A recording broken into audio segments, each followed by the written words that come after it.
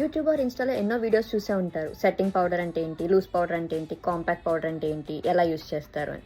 So as a makeup ఆర్టిస్ట్గా ఈ వీడియోతో మీ డౌట్స్ అన్ని క్లియర్ చేస్తాను. వీడియో ఎండ్ వరకు చూసేయండి. First setting powder, loose powder అనేది నేమ్లోనే ఉంది కదా. సెట్టింగ్ అంటే సెట్ చేస్తుంది. మీ బేస్ అయిన ఫౌండేషన్ ఆర్ కన్సీలర్ ఉంటాయి కదా, అప్లై చేసుకున్నాక అవి క్రీమీ కన్సిస్టెన్సీలో ఉంటాయి కాబట్టి అలానే వదిలేస్తే they will move or smudge. So అప్పుడు ఈ లూజ్ పౌడర్ యూస్ చేసి బేస్ అంతా సెట్ చేసుకుంటాం.